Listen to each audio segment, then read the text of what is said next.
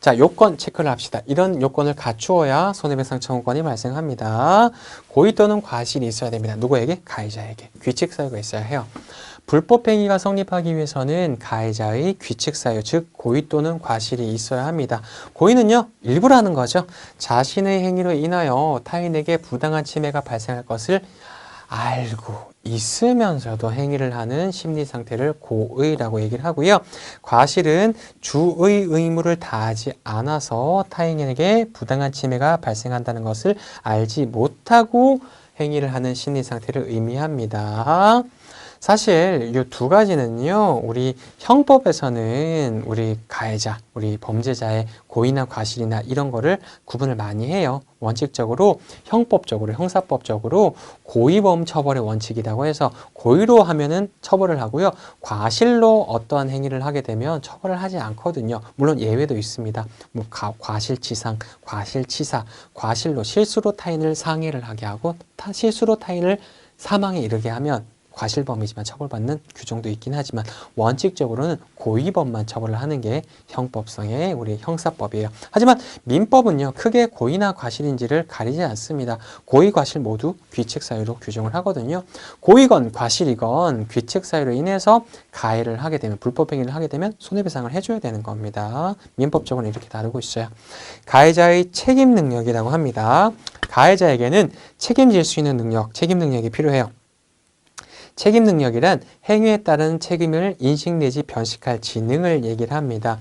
미성년자로서 책임 능력이 없는 자, 심신상실자가 불법 행위의 가해자가 되는 경우 배상 책임이 없다라고 합니다. 먼저 거꾸로 갈게요. 요거부터 할게요.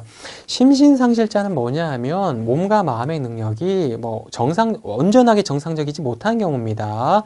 예를 들어서 정신지체라고 얘기를 하죠. 이런 증상이 되게 심한 경우도 있고요.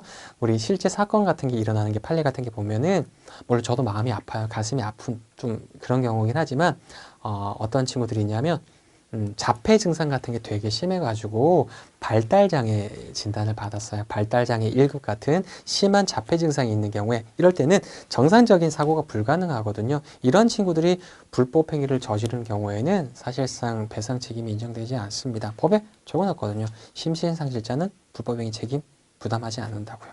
그 다음에 요거 미성년자로서 책임 능력이 없는 자, 요건 자세하게 할게요.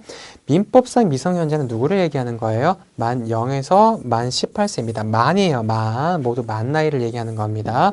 얘들은 미성년자인데 근데 미성년자 중에서도 책임 능력 없는 자라고 말을 씁니다. 자, 이때 판례 경향은 뭐냐 하면 12에서 14세는요 왔다 갔다 해요. 케이스 바이 케이스로 합니다. 그래서 왔다 갔다 경향이 좀 명확하진 않은데 적어도 11세 이하는 뭐라고 얘기를 하냐면 자기의 책임 내지 인식을 변식할 지능이 없다라고 얘기해요. 그래서 얘들을 바로 11세 이하를 책임 능력 없는 미성년자라고 합니다. 얘들은 불법행위 저질러도 자기가 배상 책임을 지지 않습니다. 그를 감독할 감독자가 배상 책임을 대신해서 지게 되는 거고요. 그 다음에 15세부터도 예외가 없겠죠. 15, 16, 17, 18세 미성년자지만 얘들은 책임 능력 있는 미성년자라고 해요. 얘들은 불법행위 책임 부담할 수 있습니다.